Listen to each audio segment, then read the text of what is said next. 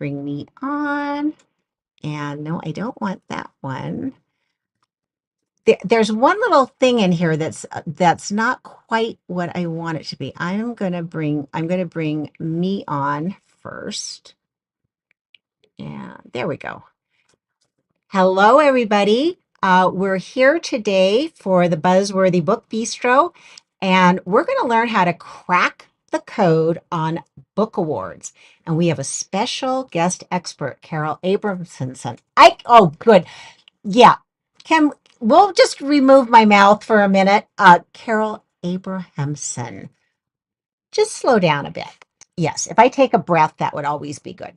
So we are really thrilled and excited that this is happening. And I'm going to bring I'm going to bring Carol on so that she can introduce herself and we will get going. So here we are.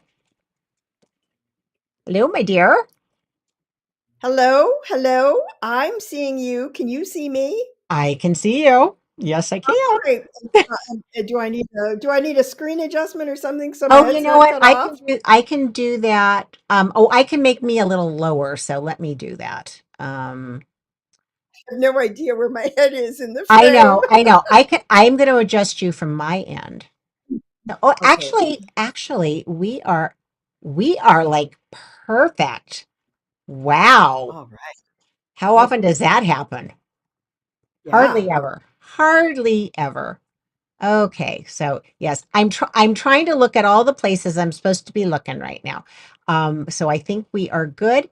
So Carol, part of the reason I invited you is something really amazing happened. You introduced yourself at a meeting we were at. And I'm sorry, I've got to move my plant because I'm seeing something I don't want to be looking at. Um, and you said, "Oh, I've sold over 2 million, wasn't it 200, 2 million? Yeah, 2 million, and I don't have a book that's listed on Amazon." I want you to tell about that because I think that will catch everybody's attention, and then tell us about book awards. Oh, terrific. What a great entree. Sure. Absolutely. So I'm Carol Abrahamson, current founder of Book Award Mastery and also founder of Executive Authors, which is about helping business building authors like me have great success, as I did. And so I started the Executive Authors Company about 20 years ago. But my first book in 1987, when I was 37 years old, brought my one person consulting business $2 million in consulting revenues. I was a new business and I needed to get noticed by my market. I'm a former McGraw-Hill top executive, so I knew about, the world of publishing, printing, editing, etc. Had all that stuff in my blood from my years there in the 70s. And so I self-published and only printed 250 copies and gave 200 of them away to the CEOs who had the power to hire me and who were my market CEOs I wanted to work with. I was moving my business away from one that had long distance and lots of airports and travel, and wanted to be more focused in my regional market and just be a drive away from my clients instead of an airplane ride. So I was in Silicon Valley. I started the company 3 years before and needed to get noticed because I was having crickets on the inbound phone calls. So decided to put this book together as an introductory piece about the kind of expertise I had, which was unique in that market, and just made it a 200-page book, made it spiral bound because I was dealing with engineering CEOs. Silicon Valley, they are at least then they were almost all engineers. So having something that looks like a training manual was exactly, what they put themselves to sleep at night with for most of their educational careers. So I did a trading manual, 200 pages, so that it would get through the secretaries and wouldn't just be trashed, and set it out with a one-page cover letter. And I got 106 clients just by giving away 200 books. And Oh, that led, most of them bought my $30,000 consulting package. I had 3 consulting packages at the time, yeah. 15, 30, 40. 5. Everybody Okay. bought the middle one, as they always do, don't they? Yes, yes, we know. And so out of those 200 books, I got 106 clients. It took me 7 years to get 106 clients. And of course, I was in their face whenever I could think of something creative to do to get in their face, Right, just to remind right. them I'm there. Yeah. But I had a string of them in the main. Most of them ended up calling me. My one-page cover letter was clipped to the front of the book, the spiral Mm-hmm. bound book, Mm-hmm. um, calling me and saying, I have this book in my hand that you sent me. Uh, and I thought when I saw it, eventually we might have a problem like you solve. And that Mm-hmm. day is now. Will you come and tell us how you can help us? I mean, it was like instant close. My Yeah. competitors were all based in New York City and New Jersey and Connecticut. I was the only one who'd left Wall Street and come west. Go west, young woman. Was the only one who had crossed the country of my peers of that generation of Right, folks who right. left Wall Street or didn't like the way Wall Street worked Uh-huh. or got fired. There are all kinds of stories there. Right. But and entered my profession, but they were all on the East Coast, and here I was, local. Yeah. So Yeah. get these phone calls introducing themselves and inviting me in to Yeah. just come and see them and tell them their whatever their issue was, it related to my expertise, Mm-hmm.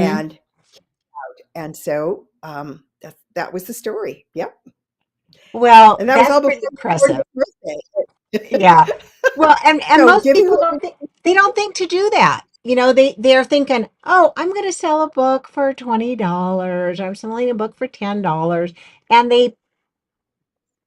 they spend more energy on the pennies than they do on the millions.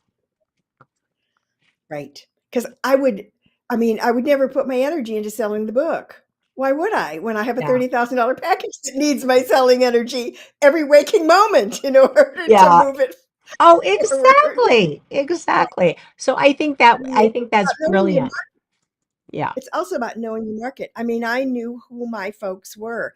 Easy to Exactly. In my case, it was easy to buy the list of Yeah. Silicon Valley CEOs because I was dealing with the big company guys who Yeah. were all, publicly held stock market NASDAQ companies. So their names and contact information is blasted all over the world Right. because they run a public company with public shareholders. Hmm. Other authors don't have such an easy time of knowing exactly who their market is, exactly who those potential buyers are, and Right. how to get their book directly into the buyer's hands. But that Yeah. is the key. And it Well, doesn't take a big list.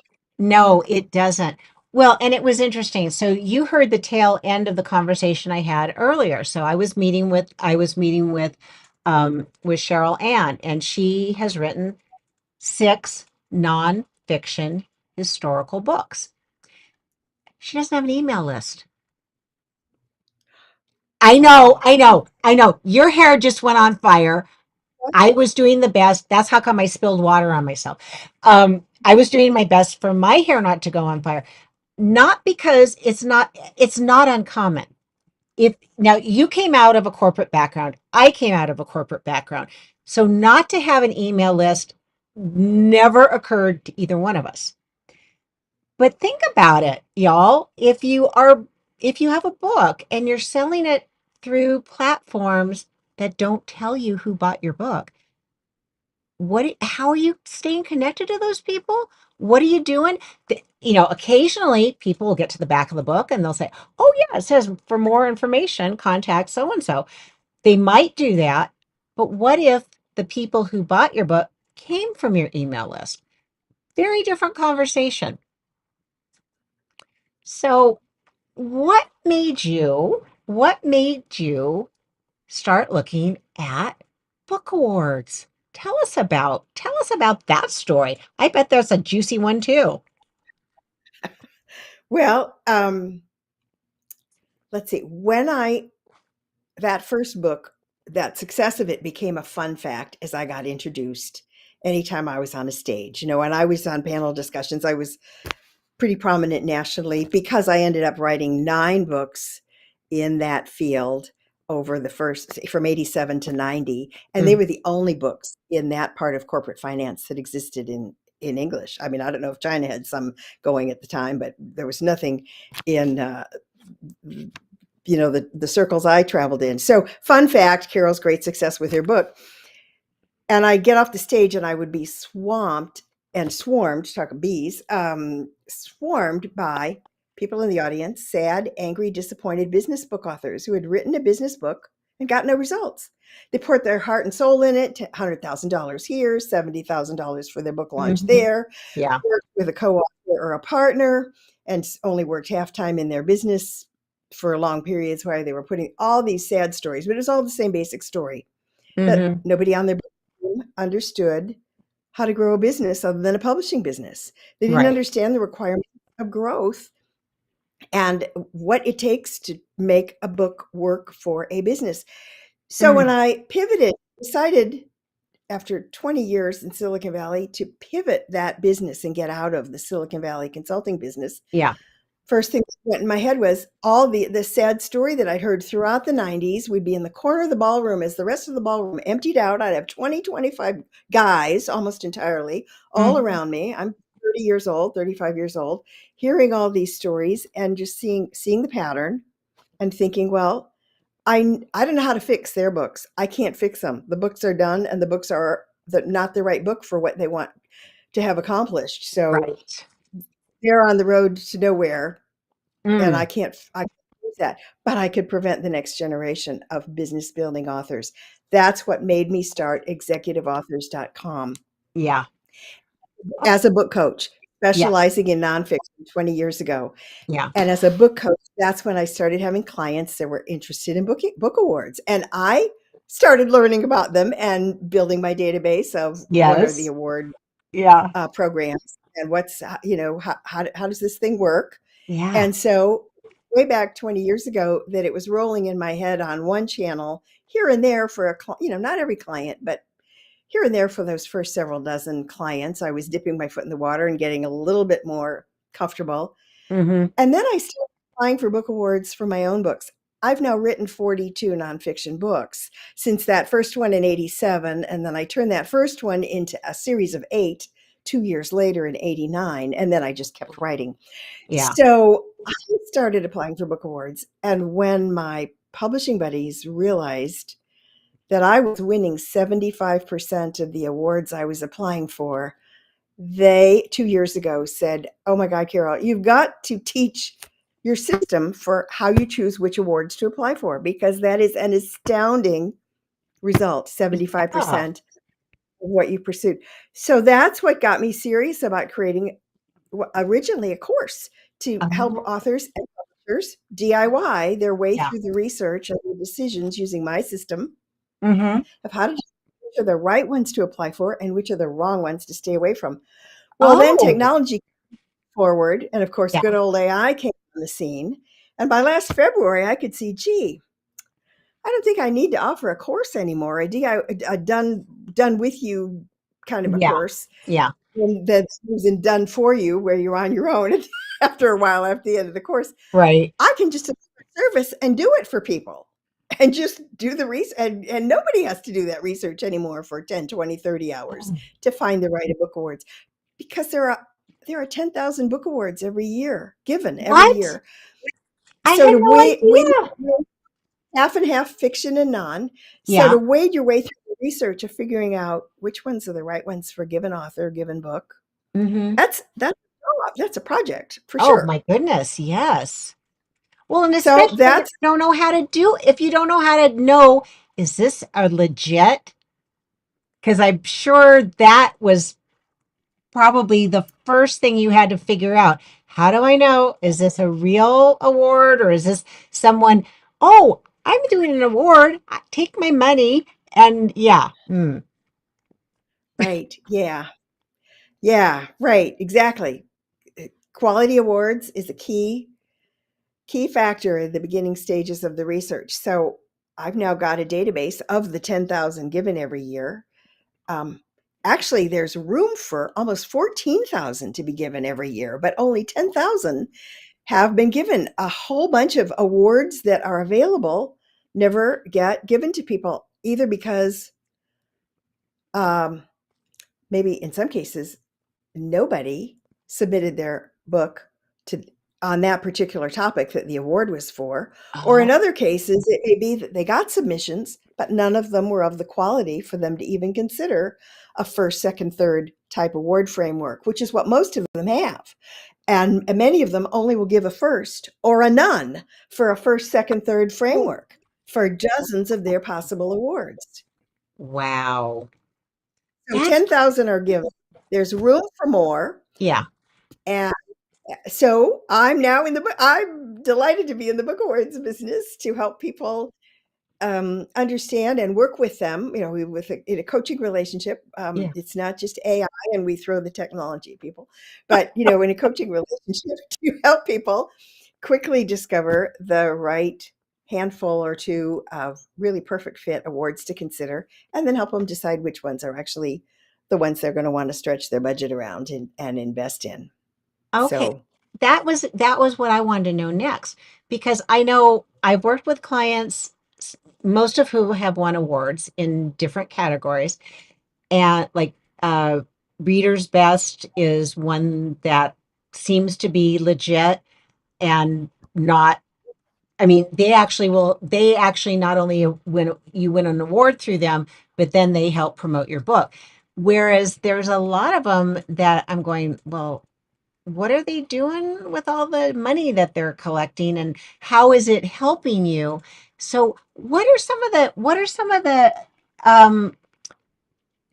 of the things that you're looking at? I'm sure that you've got a matrix of, here's what you look at, but what are one or two things that help you determine, is it worth spending the money and what will it do for me if I win? well, before I go to that, can just to tie up the Mm, loose end about what are they spending their money for, and yeah, then talk about, yeah, of because course. that may be a nagging question for people. It's a perfectly reasonable question, but you know what? They're paying their judges. I'm a former book awards judge. I would get 40 books, 40 books, and I'd have 4 months to read them all and score them before all the score sheets had to be turned in. Okay. So they build armies of judges. I mean, Writer's Digest Award, I just saw book awards. I just saw a press release from them that they took in 5,500 books. 5,500 books to get judged. Now, more than half of them probably got thrown out in the first Yeah, 20 minutes by a right. VA. Some very simple, just Yeah. because not professionally proofed, back cover has no sales messages, not a professional front cover, lots of, just really quick, in the Yeah. trash kind of. Well, I don't mean to be disrespectful, but Well, but that's you get that's my picture. fair. I mean, you're using a rubric for whoever you're being a judge for. And maybe if you wouldn't mind, I know what a rubric is, but I didn't before I started entering contests. Could you explain what a rubric is so that will help people understand how they can be more effective when they're entering a contest? Well, every awarding organization has their own. So, and I've only been inside of one, and there's Mm-hmm. not much transparency about the others. So take what I say with a grain of salt. I have a Okay. little peephole in, Yeah. but it is not the final word. No way. um, because I truly don't know the full range. Right. But I'm in the nonfiction world, and business books was my Yeah. category. So all of my 40 were business books. So Right. you start out with technical things that again all point to whether this book has been professionally edited and Mhm. professionally proofread. Because if it hasn't, it's out. Immediate Yeah. disqualification. So you start finding a couple of typos. Finding just a couple of commas in the wrong places, or Yeah. somebody confuses the THEIR word with the THERE word in a sentence, or a couple sentences don't have a period at the end. You find 3 or 4 or 5 of those kinds of things in the first 40 pages, Yeah. you're done. Because it obviously was not either edited and or proofread adequately, and you just can't have an awarding, an award type Yeah. aura around a book that has those kind of technical deficiencies. So I we would start agree. there with. Yeah. Yeah. And this is something too. A lot of folks think, "Oh, well, I'm running it through." Now, I use Pro Writing Aid. it is still not going to catch all my stuff because you just brought up a good point. There is spelled correctly, but if I mean their, and I use the wrong one, that changes the meaning of the sentence in, it's an entirety. So you can use those tools, but you need a human editor with their eyeballs, their knowledge to really go through your manuscript. You cannot do everything using electronic because it's a machine. It doesn't it interprets a lot of things correctly, but it can't do what a human being does. And every author I know who's successful uses a combination of technology and people to make their books sing. For sure. Absolutely. So other parts of the rubric are you get into the actual content. So in the nonfiction world, obviously it's a different standard than fiction, but I can speak to both briefly. Yeah. Nonfiction, I mean, the common thread with both of them is a unique story, no copycats. No copycats are allowed in the book world at Amazon. People writing the same sales tips ad nauseum, financial planning tips in the Mm-hmm. nonfiction world, self-help, self-psychology, healing, meditation stuff, Mm-hmm. all those broad categories. There are a lot of books in the Amazon world, for instance, that are virtually copycats. 80% of the same Yeah. tips and Right. information is there. That's part of how the best practices get distributed through the world is you Mm-hmm. have multiple messengers carrying the voices through. They're perfectly Right. legitimate, just not award-winning category or No. award-winning caliber, I should say. Mm-hmm. Award-winning is a different twist, a different interpretation, not a copycat or a Me Too book. And that applies to fiction, but especially to nonfiction, because in nonfiction, um, what do you have? You maybe have some infographics or artwork or diagrams. You probably have some client stories or some use case stories, Yeah. and you have a framework maybe or your system that you're describing. And so it's probably pretty easy for the framework to be unique. Mm-hmm. Um, and then from there, you just want to be sure that the client stories you have or the use case stories really are a good fit to the points of the framework. So they're appropriately the right stories for a reader to be reading. Those Yeah. are the kinds of things a judge would have in mind. Same way an editor would have that in mind. Is this the right story for this particular point Right. or something else? You know, in the fiction world, you've got all the dynamics of the arc of the story, the character development, the story development that needs to be complete, no big holes, no big gaps. And again, no copycats. Yeah. Um, but there's a little more room for the author. Well, it's a different kind of room, I guess, for the author to be truly creative and Yeah. create something that's a unique reader experience and nothing like any other book that's around. Right. That said, my mother, who's now passed on, but read a romance novel a day for 50 years. We'd haul out 500 books at a time, paperback, and 500 more in every year for Mm-hmm. her to be a library. And she only read about 4 authors worth of books. I got to believe there was a whole lot of similar storylines. Wow. Like Yeah. Nora Roberts, one I remember seeing. I mean, there weren't too many authors on her Yes. list. Um, but in the but then again, not of those are award winning. I don't know if Nora Roberts ever went for an award or won a book award. Doesn't need You to. know, She but doesn't need Virginia to. She's selling so McGrath many. Yeah. Well, exactly. If you've so got a potato chip book, you've got a potato chip book. And to me, that's what romances are. They're good, so but then this yeah. brings us to what good is an award? What, because we're Yeah. talking about every book deserves to be out there. If there are whether there are Yeah. buyers for it or not, the Right. author's Right. entitled to Yeah. write. Readers are entitled to enjoy it, even though Hmm. it may be like something else they've read. That's okay. But at the ward level, you need to have a specialization because those theoretically, are the book's meant to survive and Yes. collectively, define the culture in many ways as Mhm. civilization moves forward and looks Mhm. back on um, what was documented through books. So get to the place of, well, what good is the award for the author if it's a little tough to get because the book has to be a little special? Is it worth it? Well, I will tell you, book awards are easy and inexpensive to apply for. So the worth it is not about money. Most awards only cost about $100 to apply Oh. for in Oh. admission fees. So when Okay. Writers Digest collected their 5,500 books or had 5,500 books submitted to them one year, Yeah. they picked up about $100 a pop for each of them. And they only gave 46 awards. Less than 1% won awards of those Oh, 5,500. They only gave 46 awards that year. okay. So it is a competitive game for sure. A book that has flaws in it has zero chance of winning.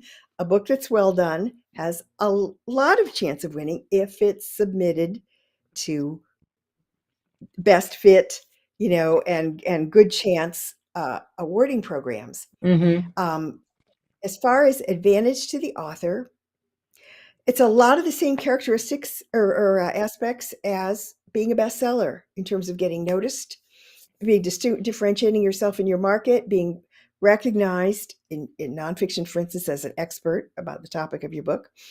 But it's a lot more prestigious than bestsellers because there's Mhm. millions fewer of them.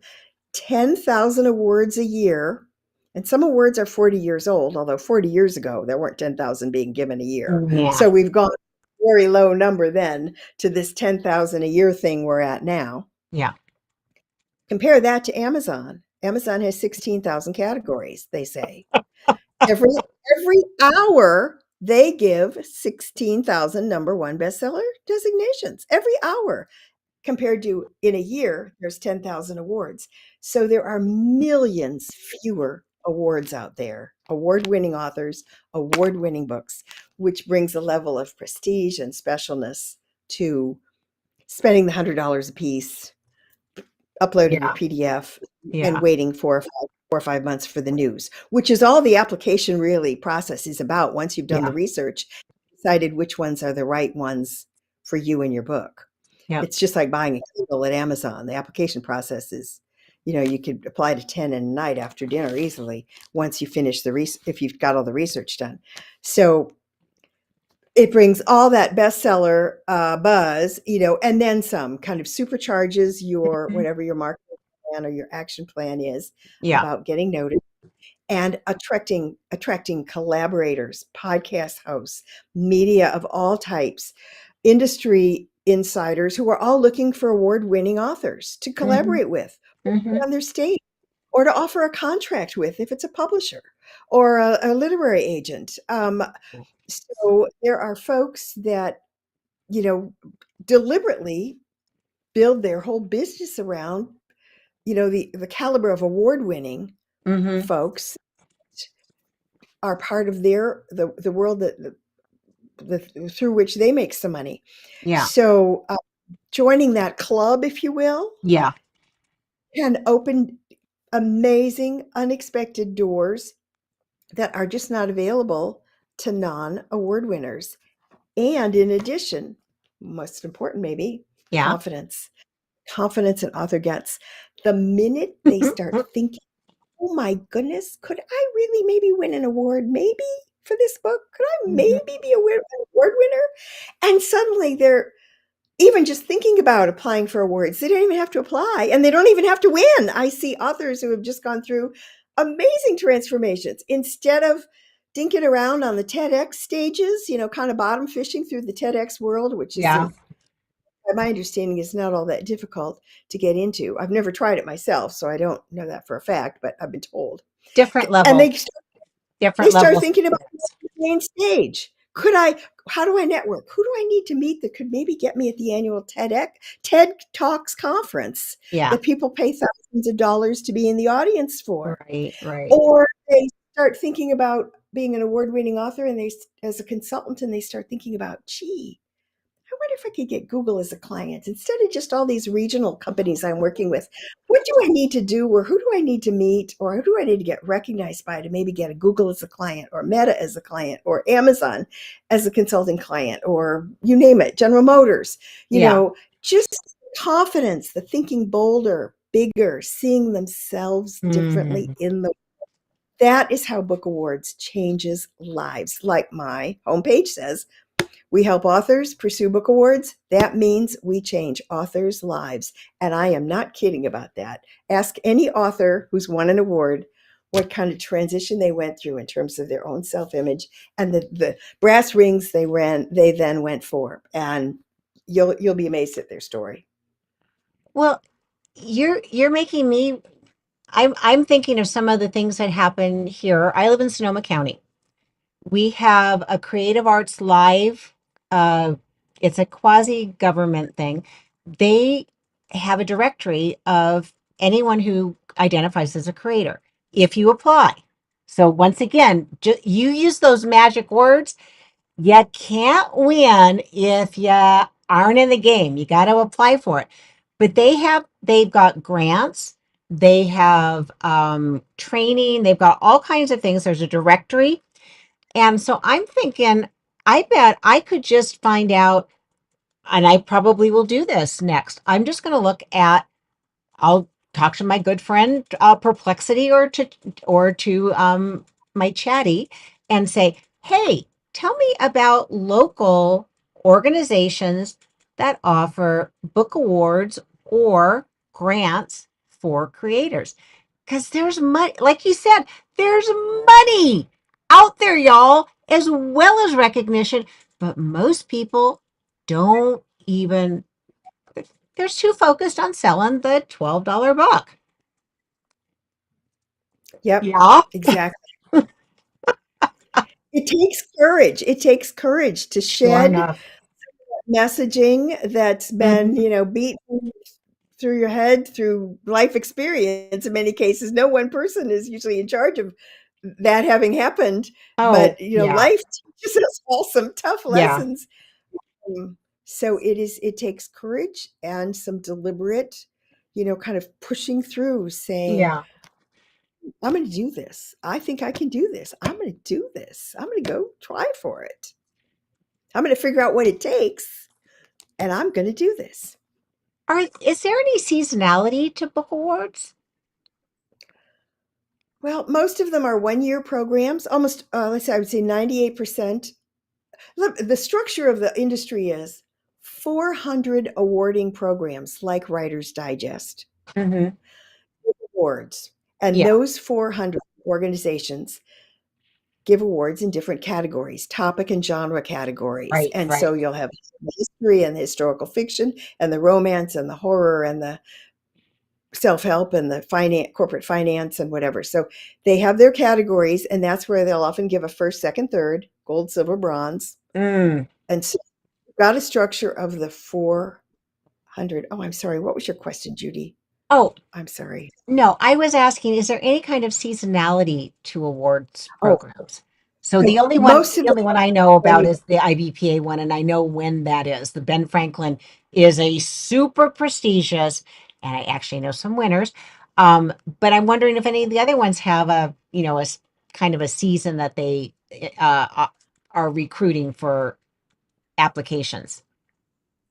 It is typically a 1-year cycle, exactly Hmm. 365 days, where they will announce every same week of the year. If it's first week of January, they announce their winners, or the second week of August, or sometime early in October, because they don't know exactly when until they see how many books come in that they have to judge, Yeah. them out when will be completed. Sometimes that's a little bit of a moving target for them, Hmm. but it's generally an annual cycle for all, I would say all but, out of the 400, I think only about 12 either do a quarterly or do what would be a continuous, where you can submit your book anytime, wait 5 months, and you'll get an answer. So, it is a 1-year cycle. Hmm. The submission window opens for anywhere from 2 months or 30 days, actually, for several of them. Yeah. But others of them have the submission window open for 6 months or more. Then the Oh. window closes and the judging is happening. And that's 4 or 5 months where nothing Yeah. happens and Yeah. everybody's just waiting for announcement day. And there are probably more announcement days that cluster in spring than any of the other 3 seasons of the year. So when you ask about a season, Yeah. that is a bit of a popularity cluster that's just sort of evolved. I don't think anybody designed that pattern, and I'm not quite sure Mhm. why it exists or serves, Yeah. but that seems to be the pattern that's out there. Okay. Um, what would you say is the most difficult part of applying for a book award?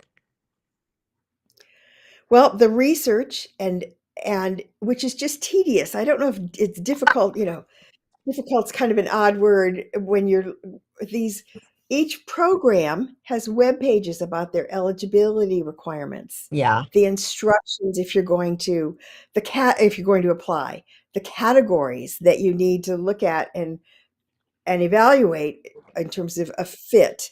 Since the cost is typically often, typically between 50 and $150 each, with a big bunch of them at 100, the cost is really not a defining factor. The way that the just wading through the web pages and evaluating, well, gee, is this one better than that one? Is I'm a more likely to win this one than that one. You might want to look at past winners because those lists are almost always posted for at least several years back. Mm, Because mm, book awards programs, the awarding programs, really build their reputation on the authors that they've chosen as winners in recent yeah. or in the past years. So they post that information. It's not a big secret, thankfully. So that's another factor to think about, look at. So it's a mix of, and then, what are the awards benefits? Some awards provide cash, not many, only about 25 of the 10,000 have cash, and only cash in the hundreds at that. Only maybe 4 of them are in the thousands, except, of course, the Pulitzer and the Nobel Prize for Literature, which are in a universe Right. That's a all whole other, around. yeah. Yeah, we're really not talking about that level. No, no, no, no, no. And the Booker Prize, I think, too, has a cash award, but those are um those are kind of a rarefied, and some of you may qualify for those. So I'm not saying don't investigate, but most of the awards that we're looking at are going to be, as you said, they're going to be more recognition than they are money when you win. However, what you did say, and I hope you all paid attention to this, Carol was saying, if you win these awards, now people want to collaborate with you. They want to hire you. They want to bring you on their stage or other stages. I know there was something I just saw. Is one of the books. Now, this is not, it's not the category that you and I kind of live in, but it was a book that won an award through Reese Witherspoon's production company. And because Ooh, she was looking specifically for an underserved population. She wanted a woman author, and their story needed to talk about, I think, their struggle as someone who was not mainstream. And because of that, not only did the book, I know it was a big thing that just happened. So the book got picked up by Reese's company, and now it's going to be turned into other types of media as a result. And that is what you and I, that's how you and I think. Okay, so here's the content. What else are we doing with this? Because there's lots of things you can do with it. And you even said with your own business, you said, well, first I was going to do a course, but now I'm doing a different thing. Well, that's the thing. There's so many ways you can take your content and now you can give it to people, or I'm sorry, give it to, you're serving it up, but they're buying the way they want to consume it. Pretty fun. yep. So other things you get as a from some of the programs with your as a kind of extra bennies besides the recognition, Yeah. stickers for your book, stickers for your website about being award winning, Mm-hmm. publicity. Some of them will provide Ooh. you with a PR, a press release template that you can use that Ooh. basically is under their logo, so it's Mhm. definitely a verified thing. Yeah. That and others of them will send their own press release and do social media publicity for all their winners for at least the first 90 days Uh, after the announcement dates. So that's another part of the web page analysis. Is you're doing the mhm. research, you're not looking for eligibility fit, Yeah. instructions on requirements that may or may Right. not offend you or you may not want to do. Then you've got what's the right category, and is it a category that you're likely to win, looking at past winners, looking at how they define their categories against each other. When you see Mm-hmm. a list of 30 categories, you sort of get a feel of how they kind of relate in subgroups usually, or you kind of get Yeah. a sense. Yeah. They're the family that's been Mhm. created. So extra benefits is now something else to look at in deciding what are the right awards to apply for. The publicity may not be, it's not New York Times billboard for a day or anything like that, not that exciting. But some of these organizations have significant Facebook followings. And so it doesn't Right. hurt to be mentioned as a winner because, again, there are people out there in the world who are just looking for award winners to invite into their collaborations because they want world class, Yeah. primo partners to work with. And that's the way, part of the way they measure them, award winning author. Yeah. So, there to take a look at one of the extra bennies in one award is you get a year free at a speakers bureau. Isn't that Oh, oh, year that free is alone, that alone, bureau? y'all. If you don't know how much it costs, and most speakers bureaus will not work with you unless you're already selling in the $5,000 to $10,000 range per speech. Did you hear that? 5 to 10. They're not even going to talk to you. I have a couple of bureaus I know that do emerging speakers, but you're paying them to place you and trying to and I well because I did this. I was recruiting for when I was with the Bay Area Consultants Network. I was recruiting speakers and we reached out to a number of speakers bureaus because I was reaching out to consultants on Carol's level. So I'm not talking about, mom and pop, I've got a dining room table and that's where my business is. I'm talking about people who, had worked either at a big firm and then they started their own consultancy. We couldn't even trying to call them to reach out to them. I struggled and I was finally able to connect with someone and then they told me exactly the rules and I went, "Okay, I get it." They didn't have the time. They were so busy with their A-listers, they didn't care about people who were up and coming. Now, me personally, I think that's a mistake. I would be listening that, "Oh, you mean you've got all these people who would like to, move up? Maybe we have a junior division for people who are learning the ropes because then we can be their heroes. They will stick with us." But, people do what they do. And I just got a real education on that. And then, as I said, I have two friends who have emerging speakers bureaus and the folks that they have worked with, it's been worth every dollar that they've invested because just like Carol's book award system, the research, even with all of the tools we have, you know what it comes down to? Who do you know? Who who will answer the phone if you call? And I am saying phone. I'm not saying email. I'm not saying text. Who will answer the phone if you were to call them? Would they pick up the phone? Would they know who you are? And that's why a book award can help you get the visibility so people will have a conversation with you and then you can do things together. I think that is just so smart, Carol. I'm in awe of you. You are really A smart lady. Well, thank you. My goodness, what a nice comment. Gosh, thank you.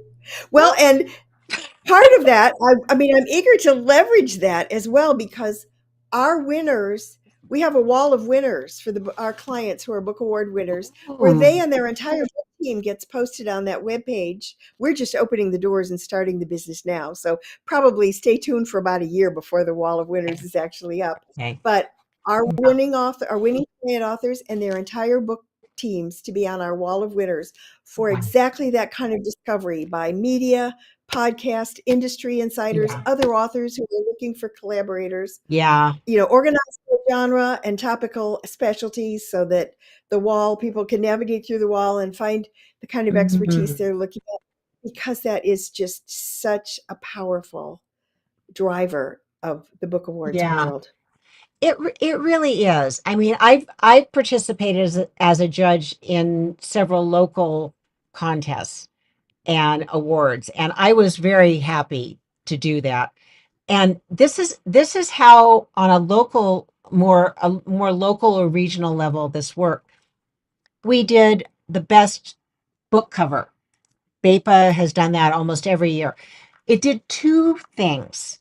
Not only is it prestigious to win, but it helped educate writers before they sink money into publishing.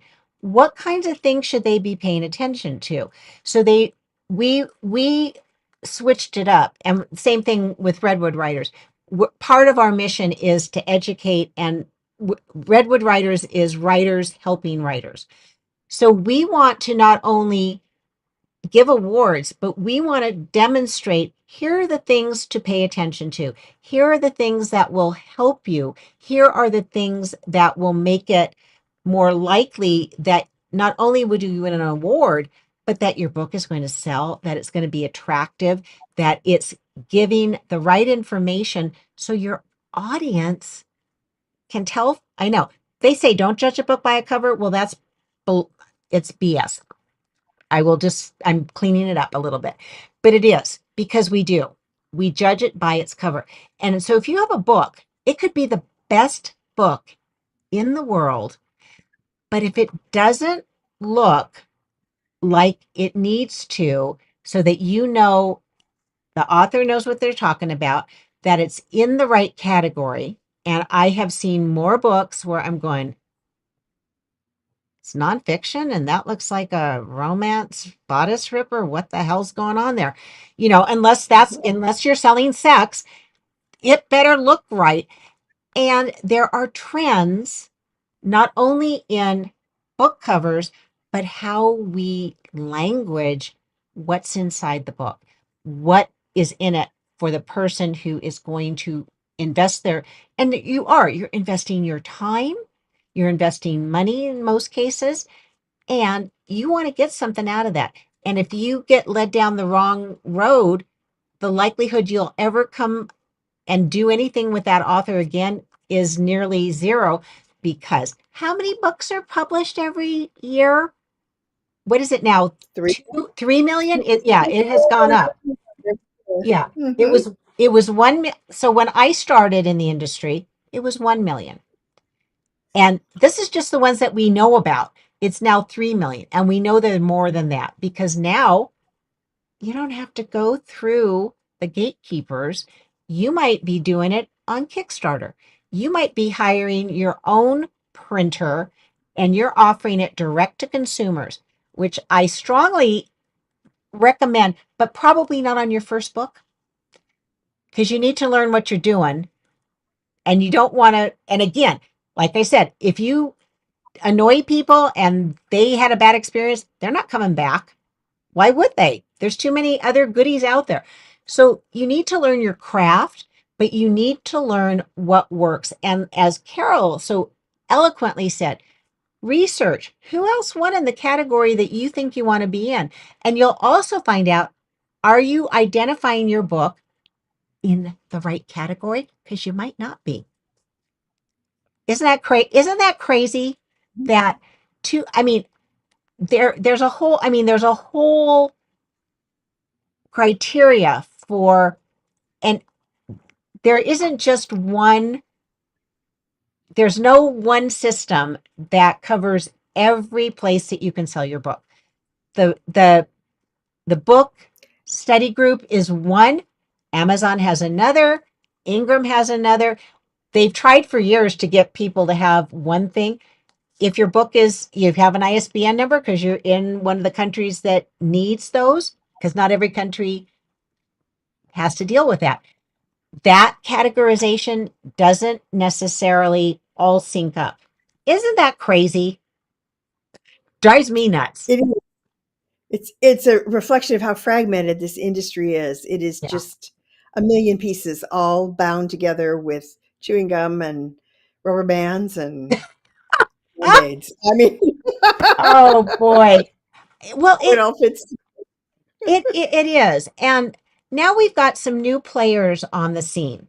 We've got companies like Book Vault, we've got Creatorwood, we have Curios, and there's probably some other ones too. And the fact that people are looking at, oh, can I do a crowdfunding? Because I'm going to do the marketing campaign anyway.